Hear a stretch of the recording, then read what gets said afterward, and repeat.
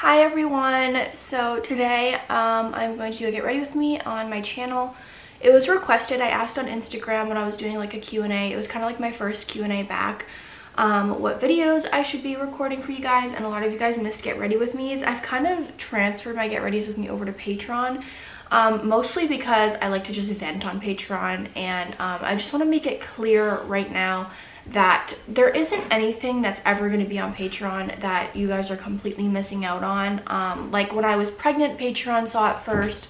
The gender reveal, they saw it first, but it always ended up also being public, and it also ended up always being talked about on YouTube or anything like that. I'm just a lot more vulnerable on Patreon, and there's obviously two reasons. One, they're paying to be there. But the main reason on why I made Patreon was not for the money. It was just to make me more comfortable talking to people, that there's kind of like a filter there where it's like if you're paying $5 to see me, you're most likely more of a supporter than someone who is just hate watching me. Of course, I've caught haters on Patreon, but it's a lot easier to narrow down, and most people don't want to because you actually have to put your email address and your like whole address, and people that hate love to hide behind like user 1234, and people don't want to actually show their name and their address. So it might seem like you guys are like, oh my gosh, I want so many things over on Patreon and I don't get them, but it's, you usually always get it. It just might be like in a different way.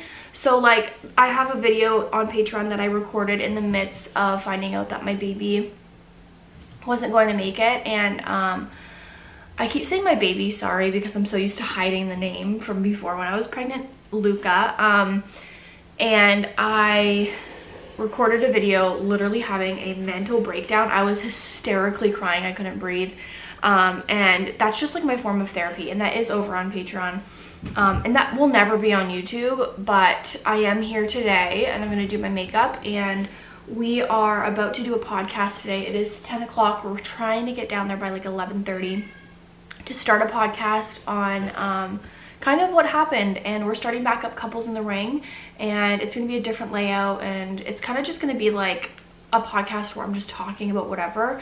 We'll read emails sometimes, and Sick will come on sometimes, but sometimes it'll just be me, sometimes it'll just be Josh. It's more of just like a whatever we want to do. And today we're going to jump back in with what happened to our baby Luca and my labor experience and my birth experience. So that's what we're doing today. I'm just going to do my makeup with you guys and kind of just vent and stuff like that. However, if you do want to join my Patreon, it means the absolute world to me. Like I said, if it was not for Patreon, I would have to be quitting social media. I could not afford to live without Patreon. Patreon is basically what keeps me going for YouTube, because as you guys know, YouTube pays like literal pennies. Like I couldn't even survive off YouTube if I was like, I mean, I could if I was like living with my parents, but I could not survive on my own, even in an apartment renting, with YouTube money. It's physically impossible, especially in Ontario, where the average price of a house is like a little bit under $1 million. So I just want to make that clear and kind of just let you know a little bit about everything. Yeah, so I just clipped my hair back because we're going to do my eyebrows. I like to do my eyebrows first. I just feel like it gets them out of the way. And I like to use the soap brow. I still use the soap brow method. A lot of people are like, just use eyebrow gel. Nothing is like the soap brow. My nail lady, Ari, she actually gave me this like a long time ago because she bought some to do her brows, and it came with like I think 3 or 4, and she's like, I'm not going to use all 4, like I'll never use them. So this is the pear soap from Amazon. I just missed it like just a tad, and then I take it and make it into like a little paste, and then I just go ahead and brush my brows, and it stays so well. Sometimes I do it this way first to make them stay. Josh is bringing me breakfast. Sorry. I always look in the straw because the straw freaks me out. Thank you. I got an iced coffee and a little breakfast sandwich. husband ever. Yeah, so sometimes I brush my eyebrows this way and let them like kind of like dry a little bit to keep them in place. So I'll do it on this one. I'll show you. The only reason why I don't do this method all the time is because I find that it makes soap get everywhere, like around my brow, and I just don't want to clean it up. So.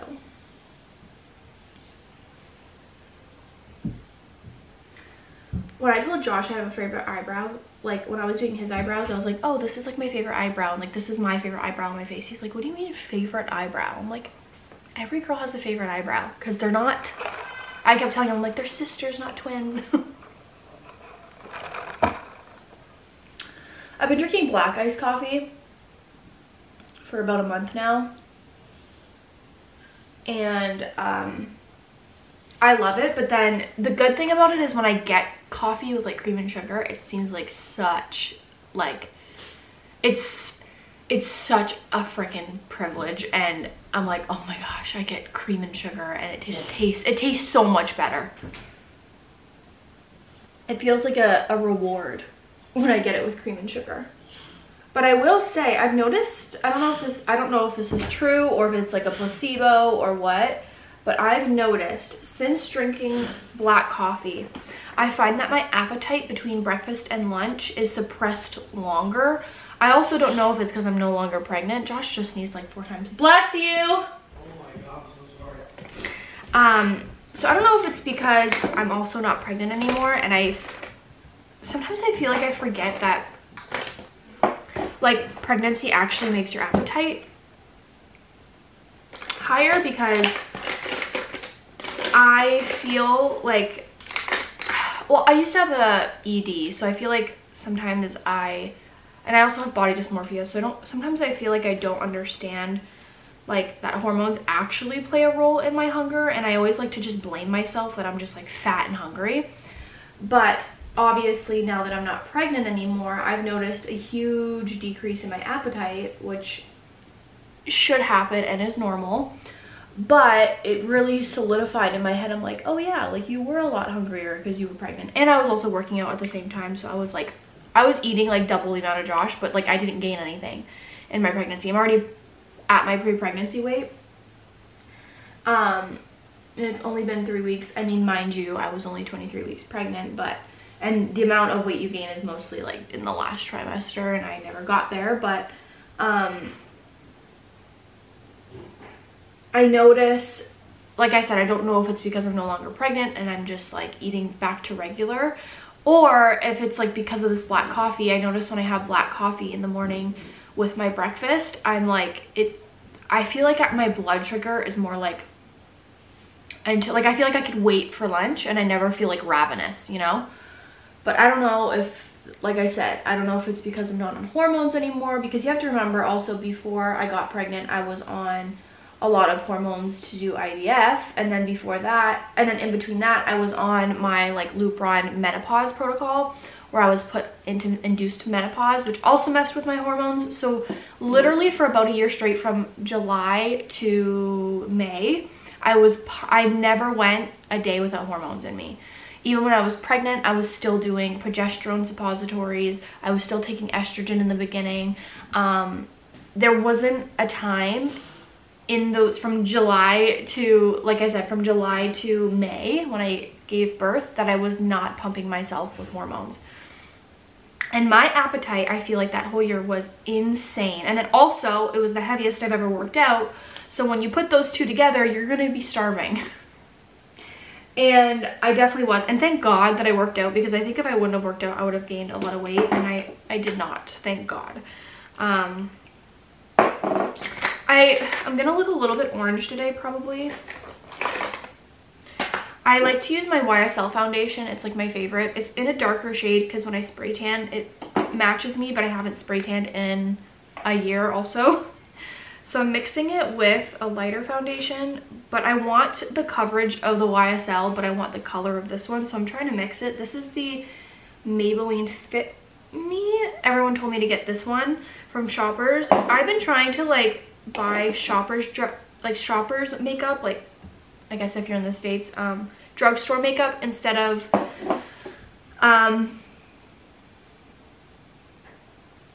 gosh, it's so dark.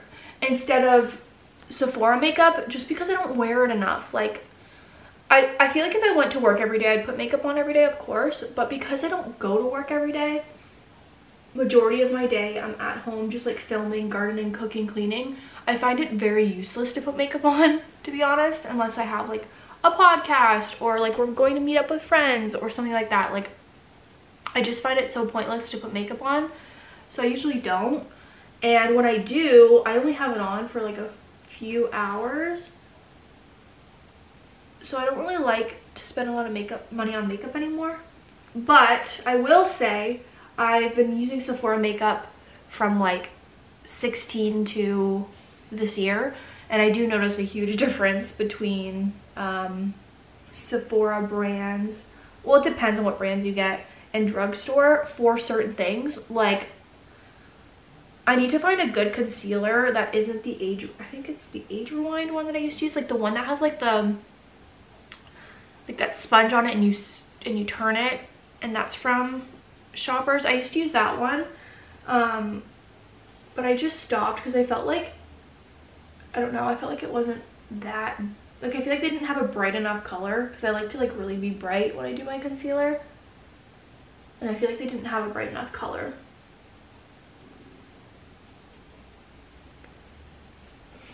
So it's definitely too dark for me, so don't do what I'm doing. But I'm only doing this for a video, so.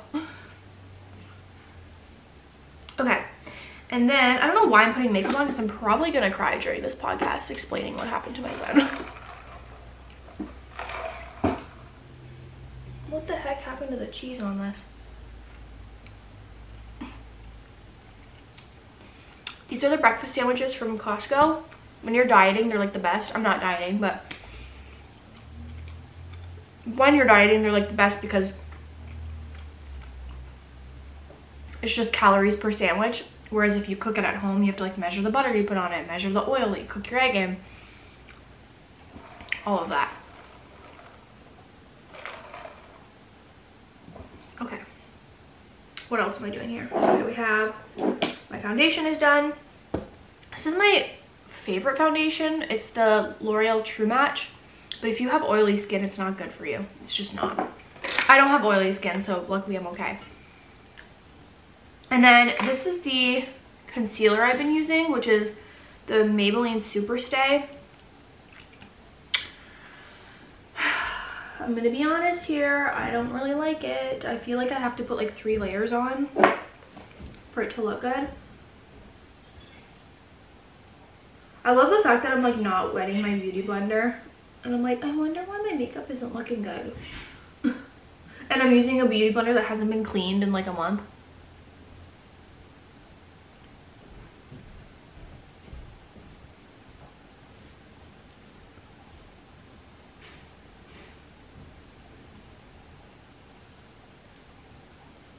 We've been trying to get back to normal. Like, here's the thing, is a lot of people message me and they're like, hey, how are you? And they mean well, and obviously I'm not like upset about it or anything, but the hardest thing is like, how do I answer that? Like, I'm not okay, but I'm okay, if that makes any sense. Like, I'm not okay because like I miss Luca, and I literally, I had my baby shower planned, and he has a whole nursery.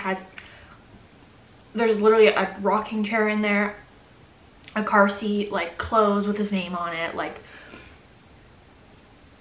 so like obviously I'm not okay, but I don't want to just respond to people and be like, I'm not okay. So I just respond and I'm like, yeah, I'm fine. But it's like, I'm as okay as you can be really in this situation. Like, and I know people are just doing it to be sweet, and I'm not mad or anything. It's just, it's such a hard, like, grieving is such a hard thing, because everyone's like, oh, message me if you need anything. And it's like, well, what I need, no one can give me. Like, I want my son back, but no one can give me that. So I don't even know like what to do. And then like the friends that I thought wouldn't really reach out much reached out the most, and then the friends that I thought would be there for me are really not. And it's one of those things where when people say like, I'm praying for you, I'm like, are you really? Like, are you just typing that and then moving on with your day? Are you actually like taking the time to sit there and pray for me? And this type of situation makes me so bitter, And me and Josh talked about it, how like we literally understand why certain people get so like the people that leave hate comments are hurting, and I get it, because when this happened to me, I turned into, like, for a couple days, obviously, I turned into a horrible person where every time I saw someone pregnant, I wanted to like cuss them out, and every single time I saw like someone that was like not the best mother on TikTok, I was like wanting to like rip them a new ass in the comments, and I was like, whoa, like this is so not like me. Like I usually don't even like, I never even think to like judge someone through a freaking TikTok, but I was, and I'm gonna be honest, I was, and I think I was just so bitter and just jealous. Like, to be honest, I was just jealous at the fact that all these women that I was pregnant with are still pregnant and I'm not, and I wanted to lose my mind. And then I see like these people that get pregnant with like a man they don't want, and which is totally fine. Like, there's nothing wrong with that, and you know, single mothers that raise their kids are literally super women. Luckily I have like the best husband ever, and I couldn't imagine like raising a child like by yourself, like without any support. That would be horrible. But I was like looking at, you know, this is the mindset that this got me in, and I'm being so transparent and honest because it's not me, it's not and I know that it's wrong, but I was looking at, like, for example, mothers that I didn't think were good enough mothers, which is something I've never done. I've never judged mothers. I don't give a shit what mothers do. Every mother knows their child the best. Every mother knows how to parent their child the best. Obviously there's some mothers where that's not true, but majority of mothers, like, you can't judge a mother, and because every kid is different, every rule that they listen to is different. They might have like certain needs that you might not know about. Like, you can't judge a mother. But I was for a while, and I kept telling Josh, I'm like, I feel like I'm such a horrible person right now. Like, this situation is making me judge people. It's making me bitter. It's making me angry. It's making me not want to see my friends' kids. It's making me mad at my friends. And I think the good part about that is that I was aware that I was feeling that way, and I knew it was wrong, and it was just part of my grieving process. And, you know, I was allowed to be angry at the world. I'm allowed to be angry at the fact that, you know, my journey to being a mother was so difficult, and I'm allowed to be mad, you know? And I was mad. I'm over it now. I am now back to my normal self. I think the good thing is that I was aware, but that could have went really bad. I could have like continued this hate for the rest of my life and been this bitter person who turned into one of those people that leave hate comments, and one of those people that are just jealous and bitter and angry at people that are doing something I want to do, but I didn't.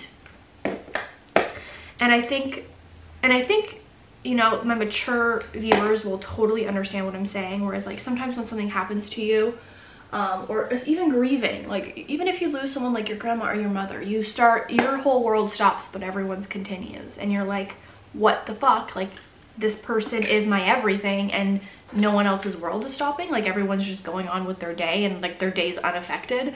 And it seems, it gets angry, and I don't know, but I know there's going to be people here that do not understand what I'm saying and will be like, you're horrible for even thinking that. But I know that there's people that are going to be mature adults and understand that your brain will just do that, especially when you try so hard for something and then it gets ripped away. Your brain is going to be weird for a little bit. Like, I'm allowed to be angry and bitter and jealous as long as I'm not physically acting on it, like leaving hate comments or like I said, I'm over that now. I was only like that for like a week. And I was aware why I was feeling that way, so I didn't let it become who I was. But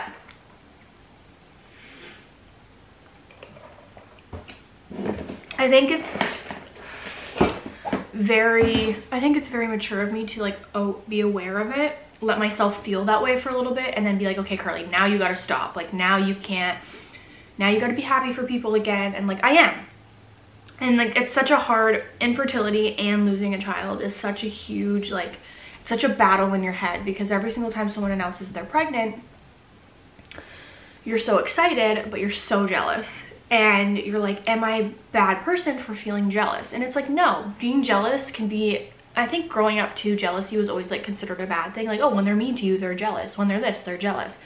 But jealousy can also just be something that you feel for yourself, but you could still feel happy and jealous at the same time. And it doesn't make you a bad person. It doesn't mean that I don't want them to be pregnant. It just means that I'm sorry for myself, but happy for you. That's it. And, you know, also going through losing a child, it's like the same thing where it's like when my friends give birth or have a healthy baby, I'm happy for them, jealous for myself, and that's just how it is. So I can say, oh my God, I'm so happy for you, and then I don't want to see your baby right now, and that's fine. And I think that I will talk about this more in the podcast because I'm rambling, and it's been 21 minutes. So yeah, anyways, I'm gonna go because that was a lot of rambling, and I should save it for the podcast. But if you like videos like this, I suggest subscribing to my Patreon and watching the podcast, because a lot of them are just me rambling and talking. So yeah, anyways, I love you guys. Thank you for listening to me rant. Hopefully nobody took anything that I said and made me seem like a horrible person. I already know it will happen. So anyways, I love you guys, and I will see you in the next vlog. Bye.